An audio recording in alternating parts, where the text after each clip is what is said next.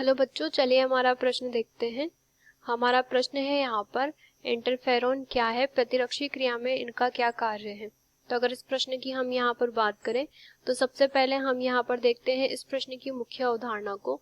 तो इस प्रश्न की मुख्य अवधारणा के अंतर्गत हम यहाँ पर कह सकते हैं कि सामान्य रूप से शरीर के अंतर्गत यहाँ पर जो है विभिन्न प्रकार के रोग कारकों से बचाव के लिए यहाँ पर एक तंत्र विकसित रहता है, जिसे हम यहाँ पर प्रतिरक्षा तंत्र के नाम से जानते हैं। अब अगर प्रतिरक्षा तंत्र की हम यहाँ पर बात करें तो प्रतिरक्षा तंत्र के अंतर्गत जो प्रतिरक्षा होती है वो विभिन्न प्रकार की होती है, और कुछ जो प्रतिरक्षा होती है वो कोशिका के अंदर की ओर संपन्न होती है। तो कोशिका के अंदर की ओर अगर यहाँ पर प्रतिरक्षा संपन्न हो रही है तो उसके लिए हम यहाँ पर जो है इंटरफेरॉन की बात करते हैं। अब अगर हम बात करें कि इंटरफेरॉन यहाँ पर क्या होते हैं, तो सामान्य रूप से हम यहाँ पर कह सकते हैं कि यहाँ पर जो कशेरुकी जीव हैं, इन जीवों के अंतर्गत विशिष्टीकृत रूप से हम कशेरुकों की यहाँ पर बात कर रहे हैं। तो जो कशेरुकी जीव हैं इनके अंतर्गत जब कोई कोशिका यहाँ पर जो है वायरस से संक्रमित होती है, तो कोशिका जब यहाँ पर संक्रमित होती है वायरस से, तो हम यहाँ पर कह सकते हैं कि इसकी वजह से यहाँ पर जो संक्रमित कोशिका होती है यह विशिष्टीकृत पदार्थ का यहाँ पर स्त्रावण करती है। ये जो विशिष्टीकृत पदार्थ होता है यह यहाँ पर जो है ग्लाइकोप्रोटीन का बना हुआ होता है। तो ग्लाइकोप्रोटीन के बने हुए विशिष्टीकृत पदार्थ को हम यहाँ पर जो है इंटरफेरॉन के नाम से जानते हैं।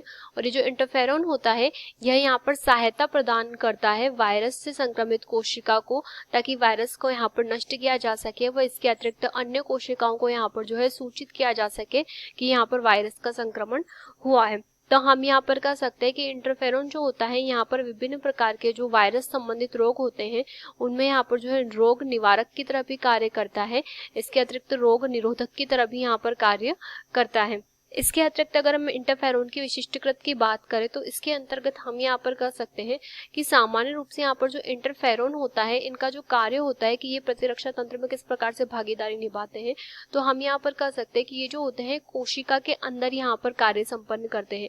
जब कोशिका यहाँ पर संक्रमित हो जाती है तो संक्रमित कोशिका के अंतर्गत यहाँ पर जो कोशिका का उपापचय होता है उसे तो ये प्रभावित नहीं करते हैं, परंतु यहाँ पर कोशिका के अंतर्गत यहाँ पर जब केंद्रक में न्यूक्लिक अम्ल बनने की बारी आती है तो केंद्रक में यहाँ पर जो न्यूक्लिक अम्ल के संश्लेषण की क्रिया होती है उसको यहाँ पर रोक देते। तो हम यहाँ पर कह सकते हैं कि केंद्रक के अंतर्गत न्यूक्लिक अम्ल का जो संश्लेषण यहाँ पर संपन्न होता है उस क्रिया को रोकने का मुख्य रूप से इनका जो है कार्य होता है। तो हम यहाँ पर कहेंगे कि जो इंटरफेरॉन होते हैं वो कोशिका के अंतर्गत यहाँ पर कार्य करते हैं और केंद्रक के अंतर्गत न्यूक्लिक अम्ल का संश्लेषण को रोका जाता है इनके द्वारा।